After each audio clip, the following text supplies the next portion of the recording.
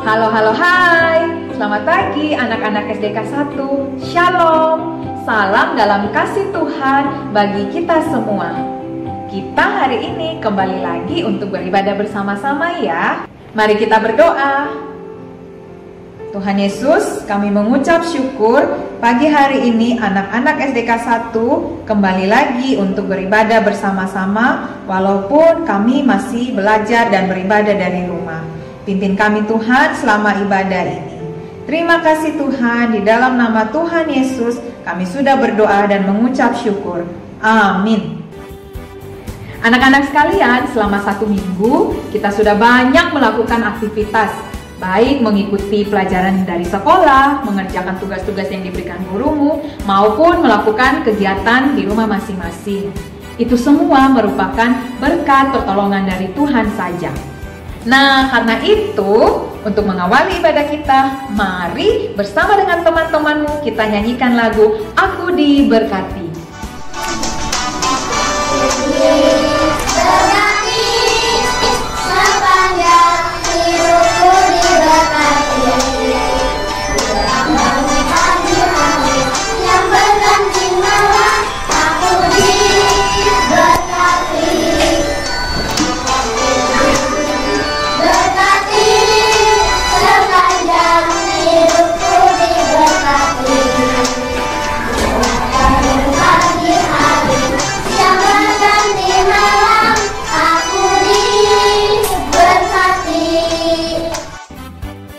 Dengan berkat-berkat Tuhan bagi hidup kita, membawa sukacita, dan kita dapat memuji Tuhan selalu.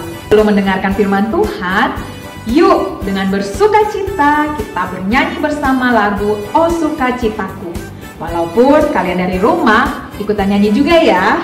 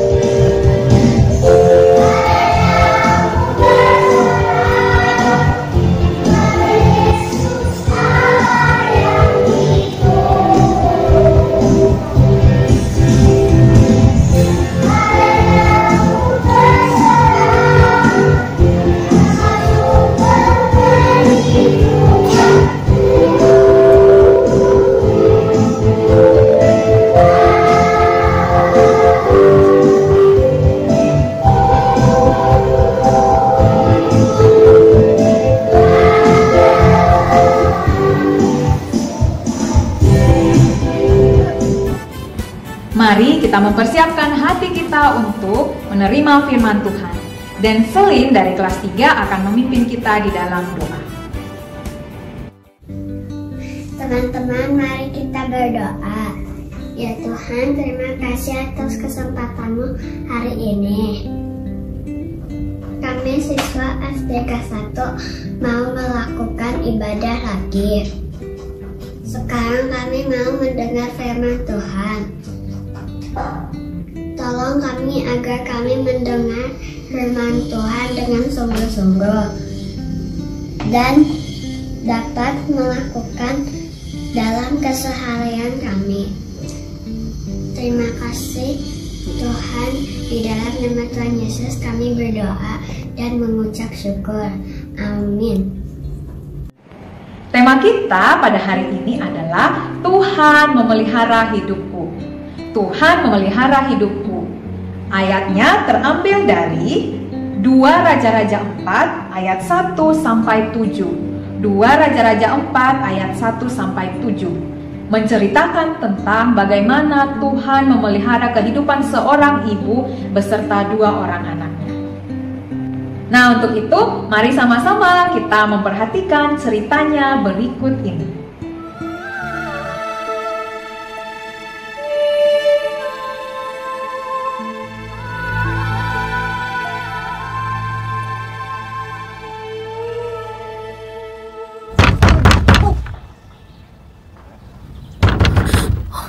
Kami mau menagih hutang suamimu. Ini sudah terlalu lama. Hai! Buka pintunya! Kami mau menagih hutang suamimu. Cepat bayar! Sekarang! Suamiku sudah meninggal. Aku tidak punya apa-apa. Apa yang kau lakukan? Apa? Berapa umurmu? Jangan. 13. Kau bisa bekerja di ladangku. Kalian berdua. 3 hari. Kau harus bayar semuanya. Atau aku bawa kedua anakmu. Aku pasti akan kembali.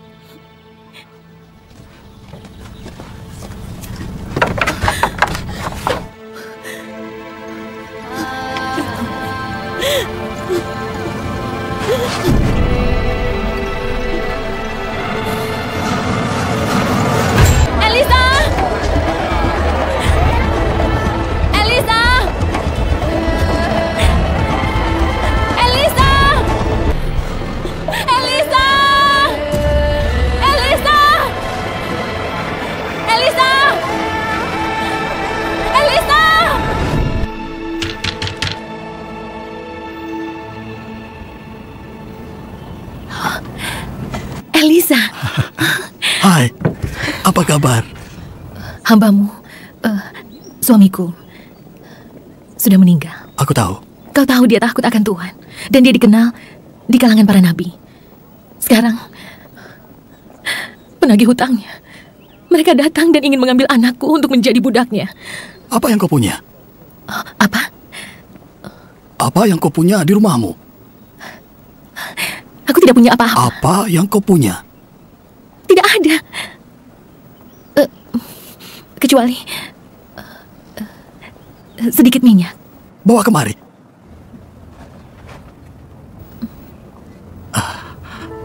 Pergi ke tetanggamu. Minta semua bejana kosong mereka. Minta sebanyak yang bisa kalian bawa. Dan bawa ke sini. Tuanglah minyak ke dalam bejana itu. Ketika sudah penuh, letakkan ke samping. Bawalah semua yang bisa kau bawa.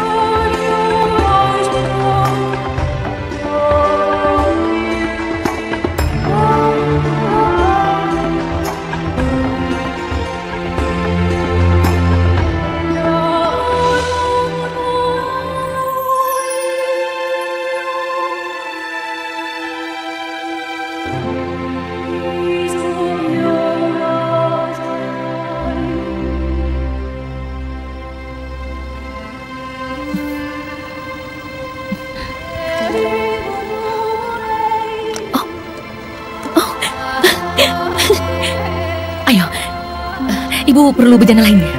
Ayo cepat. Ibu butuh bejana yang lainnya.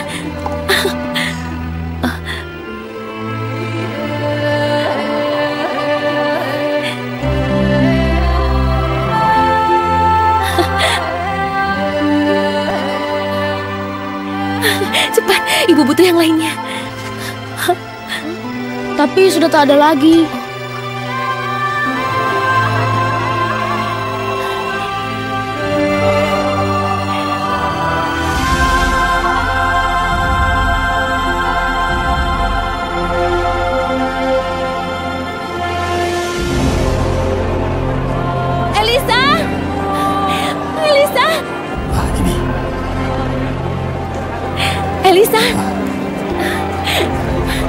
Elisa, aku melakukan perkataanmu dan... Jualah minyakmu dan bayar hutangmu. Hiduplah dari sisanya, kau dan anakmu. Terima kasih. Terima kasih.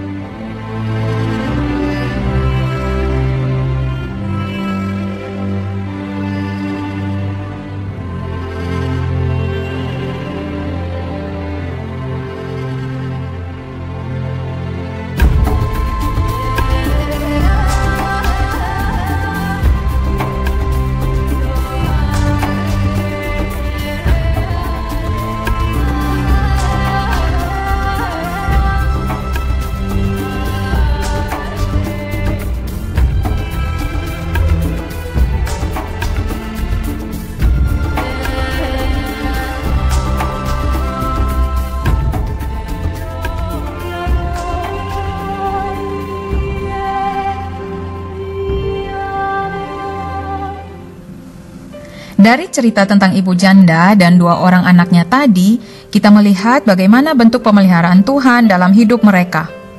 Apa saja bukti pemeliharaan Tuhan bagi keluarga ini? Yang pertama, ibu ini memiliki hutang dan tidak bisa membayarnya, sehingga 2 orang anaknya tadi akan dijadikan budak oleh penagih hutang tersebut. Tetapi mereka masih diberi kesempatan untuk melunasi hutang-hutangnya selama beberapa hari. Yang kedua, ibu itu kemudian mencari Elisa, nabi Tuhan. Elisa menanyakan, "Apa yang ada padamu?"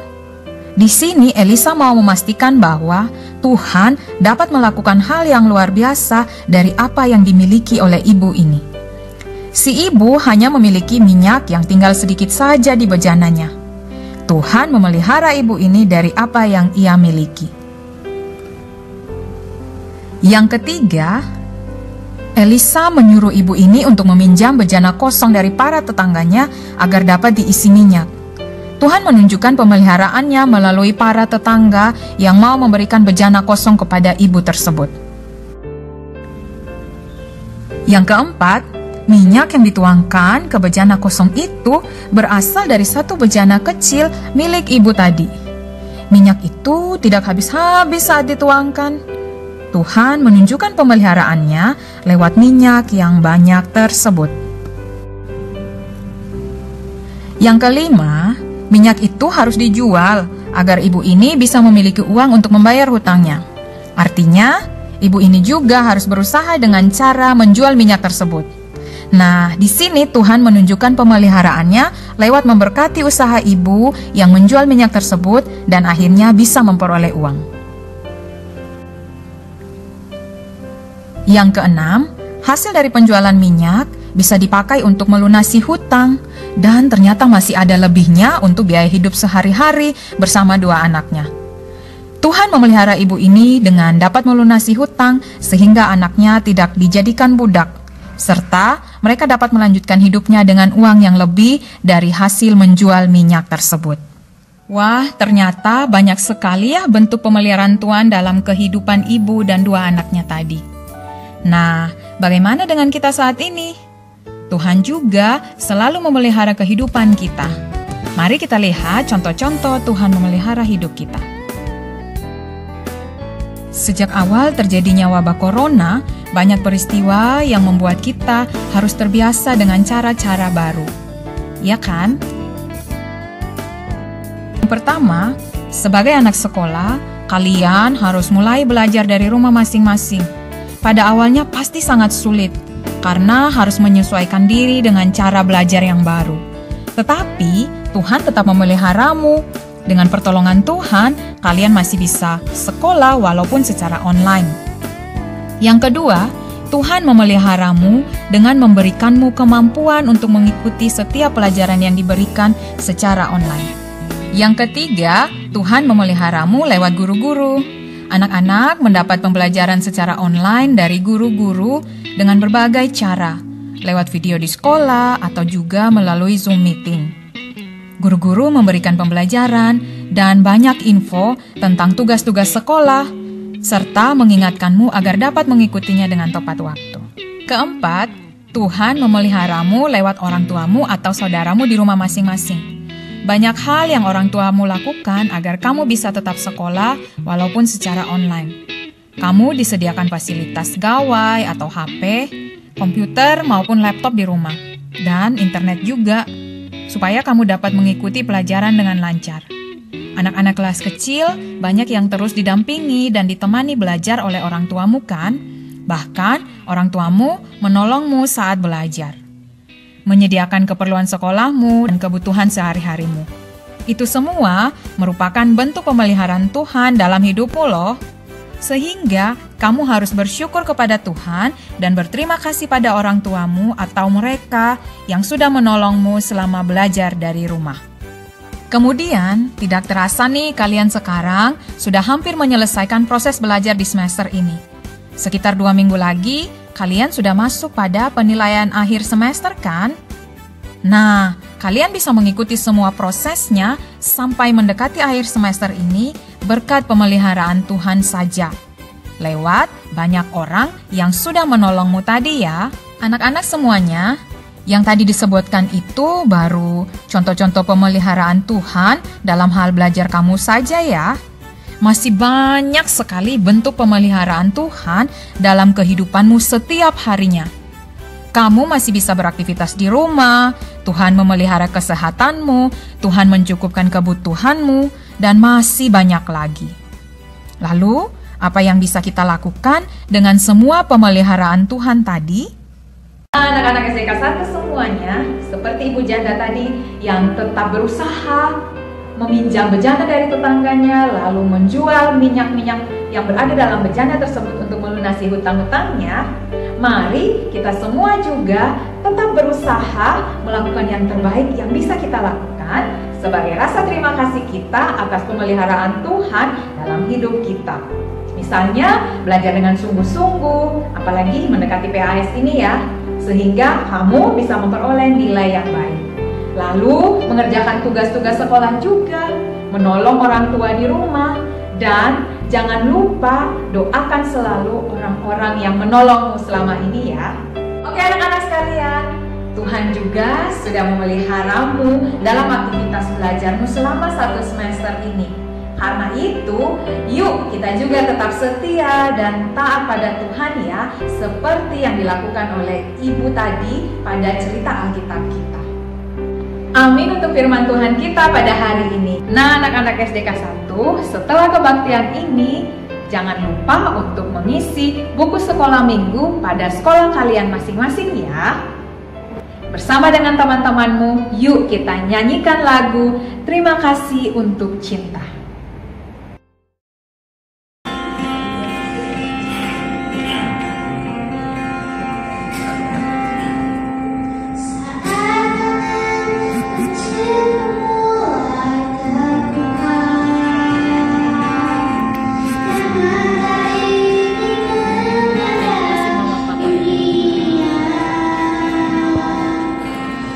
Rasakan belayar kasih tiada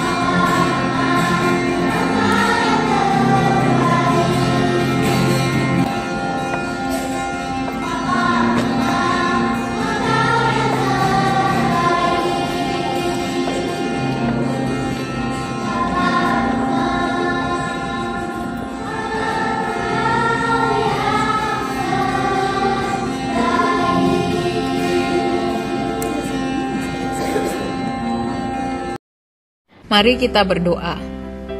Tuhan kami yang Maha Kasih, kami mengucap syukur untuk pemeliharaan Tuhan dalam hidup kami, setiap saat dan dalam kondisi apapun.